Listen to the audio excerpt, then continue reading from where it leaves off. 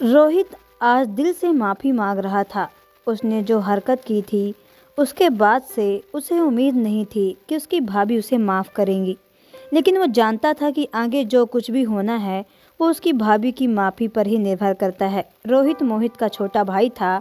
मोहित की शादी रोहिणी से कुछ साल पहले हुई थी। रोहिणी उम्र में रोहित के बराबर थी, इसलिए दोनों में अच्छी बनती थी। दोनों देवर भाभी कम और दोस्त ज़्यादा लगते थे, लेकिन रोहित ने इसी दोस्ती का फ़ायदा उठाते हुए एक ऐसी हरकत कर दी जो रोहिणी को बर्दाश्त नहीं हुई। उसने दोस्ती की सीमाएं लांघ दी और वो कर दिया जो उसे नहीं करना चाहिए था। दरअसल हुआ यूं कि एक दिन घर में पार्टी थी। मोहित के सभी दोस्त, रोहित और रोहिणी भी उस पार्टी में शामिल थे। घर के सभी बड़े बाहर गए हुए थे। घर में शराब भी चलती थी, इसलिए पार्टी में सभी थोड़ा बहुत शराब पी रहे थे। पीते पीते रोहित को पता ही नहीं चला और उसे थोड़ा ज़्यादा नशा हो गया। ऐसे में जब सब दोस्त यार बैठकर गपशप कर रहे थे, तब रोहित भी रोहिणी से हंसी मजाक कर रहा था। अब तक तो किसी को कुछ भी गलत नहीं लग रहा था और सब रोहित की बातों पर हंसी रहे थे। मोहित को भी कभी रोहित और रोहिणी की दोस्ती से दिक्कत नहीं हुई। वो जानता था कि उसका भाई और उसकी पत्नी सिर्फ अच्छे दोस्त हैं, इसलिए वो तो हमेशा ही उन दोनों के रिश्ते से खुश होता था। देर रात जाकर पार्टी खत्म हो गई। सब अपने अपने घर चले गए, लेकिन अब रोहित पूरी तरह से नशे में था। मोहित भी नशे में होने के कारण जल्दी सो गया। रोहिणी मेहमानों के जाने के बाद सफाई कर रही थी। ऐसे में रोहित लड़खड़ाता हुआ उसके पास गया। उसका हाथ पकड़कर उसे सोफे पर बैठा दिया और कहने लगा, क्या यार भाभी, दिन रात बस काम ही करती रहती हो। बैठो और मेरी बात सुनो। आप सब मुझे हमेशा पूछते रहते हो कि मुझे कैसी लड़की चाहिए। आज मेरा जवाब भी सुन लो, मुझे आप जैसी पत्नी चाहिए। रोहिणी अब तक तो रोहित की हर बात पर हंस रही थी, लेकिन अब रोहित की गंभीरता देखकर वो भी थोड़ी गंभीर हो गई। वो बोलता रहा कि आप बहुत अच्छी हो। आप सिर्फ दिखने में ही खूबसूरत नहीं हो, बल्कि दिल की भी बहुत अच्छी हो। आप सबका ध्यान रखती हो, सबसे प्यार करती हो, परिवार को जोड़कर रखती हो। आखिर और क्या चाहिए एक पति को अपनी पत्नी से। यहाँ तक तो रोहिणी को भी सब कुछ ठीक लग रहा था, लेकिन आगे जो रोहित ने कहा वो उसके लिए किसी झटके से कम नहीं था। रोहित बोलने लगा कि बहुत खुश नसीब है मेरे भैया कि उन्हें आप जैसी पत्नी मिली, क्योंकि आप जैसी पत्नी की कल्पना तो मैं भी करता हूँ। कभी कभी तो ये लगता है कि आप मेरी भाभी नहीं, मेरी पत्नी होनी चाहिए थी। अगर ऐसा होता तो यकीन मानो मैं आपको दुनिया के सारे सुख देता। अब रोहिणी बहुत असहज हो गई थी। माना कि दोनों देवर भाभी से ज़्यादा दोस्त थे, लेकिन हर रिश्ते की एक मर्यादा होती है और रोहित के शब्दों में उस मर्यादा को पार कर दिया था, जो रोहित को बिल्कुल अच्छा नहीं लगा। वो उठकर जाने लगी। ऐसे में रोहित ने उसे रोका और कहा, अरे भाभी, कहाँ जा रही हो? आपने ये तो सुना ही नहीं कि आप मुझे कितनी खूबसूरत लगती हो। बस अब रोहिणी के सब्र का बांध टूट चुका था। उसने चिल्लाते हुए कहा, रोहित, अपनी सीमा में रहो। हो सकता है तुम अपनी तमीज भूल चुके हो, लेकिन मुझे तुम्हें याद दिलाने में 2 मिनट भी नहीं लगेगा। आइंदा मुझसे ऐसी बेहुदा बातें मत करना। और इतना बोलकर रोहिणी गुस्से में अपने कमरे में चली गई। रोहित तो नशे में था। जो भी वो कह रहा था उसमें उसका इंटेंशन गलत नहीं था, लेकिन वो बहुत भावुक हो गया, क्योंकि अक्सर पीने के बाद लोग अपने इमोशन पर कंट्रोल नहीं रख पाते, बिना सोचे समझे कुछ भी बोल देते हैं।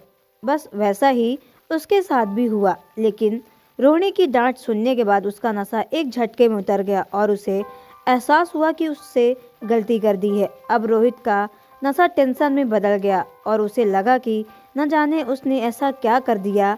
अब वो रोहिणी के कमरे में जाकर उसे मना भी नहीं सकता था, वरना वो और नाराज हो जाती। अब उसे सुबह तक का ही इंतजार करना था। वो रात दोनों देवर भाभी के लिए बहुत भारी थी। इतना पीने के बाद भी रोहित को एक पल के लिए नींद नहीं आई और इधर रोहिणी का मन भी बहुत बेचैन था। उसे ऐसा लग रहा था मानो उसने रोहित से दोस्ती जैसा व्यवहार रखकर गलती कर दी हो। उसका भी अंतर मन से इस बात पर यकीन नहीं हो रहा था कि रोहित ने कभी उसके लिए कुछ गलत सोचा हो, लेकिन उसकी बातें बार बार रोहिणी के दिमाग में घूम रही थी, इसलिए उसे बहुत ज़्यादा गुस्सा आ रहा था। उसने कभी भी नहीं सोचा था कि रोहित उसके लिए ऐसा कुछ कहेगा। रोहित को उसने हमेशा भाई की तरह, एक दोस्त की तरह देखा था, इसलिए उसकी ऐसी हरकत पर रोहिणी का मन कड़वा हो गया।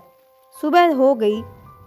सुबह जब नींद खुली तो रोहिणी का सर भारी हो रहा था, लेकिन किचन में तो जाना ही था।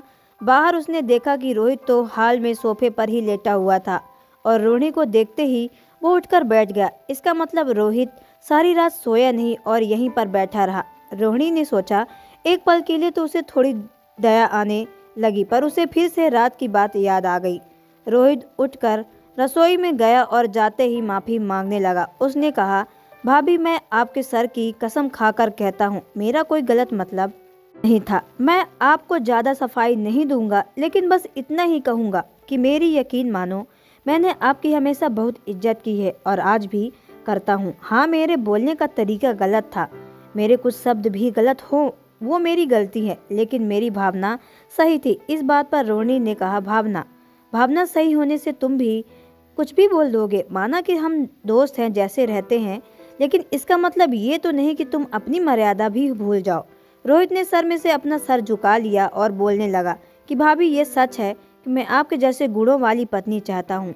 हाँ, ये मेरे बात को रखने का तरीका बहुत गलत था, बस इसलिए मैं तहे दिल से आपसे माफ़ी मांगता हूँ। जिंदगी में अब ये गलती दोबारा कभी नहीं होगी। आपको मेरे कारण असहज नहीं होना पड़ेगा, लेकिन प्लीज आप मुझसे नाराज मत होइए, मान भी जाइए भाभी। रोहिणी कुछ नहीं बोली और चुपचाप चाय बनाती रही। इस पर रोहित ने बोला, अरे छोटा भाई, समझकर ही माफ कर दीजिए। रोहिणी ने रोहित की तरफ देखा तो उसके चेहरे पर वाकई पश्चाताप दिख रहा था। वो बोली कि रोहित, इस दुनिया में सच्चे और अच्छे रिश्ते बहुत कम लोगों को मिलते हैं। कल की तुम्हारी बात सुनने के बाद मैं थोड़ा डर गई हूँ। मैं इस रिश्ते को बदनाम नहीं करना चाहती। मैं मोहित से भी बहुत प्यार करती हूँ और एक पल के लिए भी उनके विश्वास को ठेस नहीं पहुँचाना चाहती। इसलिए आगे से तुम्हें ध्यान रखना होगा कि तुम इस रिश्ते को, मर्यादा को हमेशा बना कर रखो। और अगर तुम सोचो कि मैं अभी भी नॉर्मल होकर तुमसे फिर से हंसी ठिठोली करने लग जाऊं, तो आई एम सॉरी, मैं ये नहीं कर सकती। मुझे थोड़ा वक्त चाहिए। रोहित भी रोहिणी से ज़्यादा फोर्स नहीं करना चाहता था, इसलिए वो फिर से माफ़ी मांगकर अपने कमरे में चला गया और रोहिणी अपने काम में लग गई। माफ़ी मांगने के बाद रोहित थोड़ा हल्का महसूस कर रहा था। इधर रोहिणी भी 2-3 दिन बाद नॉर्मल होने लगी।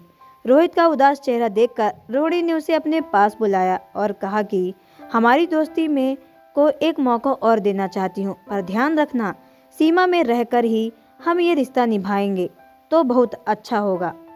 रोहित ने खुशी से सर हिला दिया और उसके चेहरे पर मुस्कुराहट आ गई। वो खुश था कि आखिरकार उसकी भाभी मान गई है और उनकी दोस्ती बच गई। तो दोस्तों, आपको ये स्टोरी कैसी लगी कमेंट बॉक्स में ज़रूर बताएं। अगर आप हमारे चैनल पर ना तो चैनल को सब्सक्राइब करके बेल आइकन को प्रेस कर ले, ताकि आने वाली सभी वीडियो का नोटिफिकेशन आपके मोबाइल पे सबसे पहले पहुंचे, क्योंकि मैं ऐसे वीडियो आप लोगों तक लाती रहती हूँ।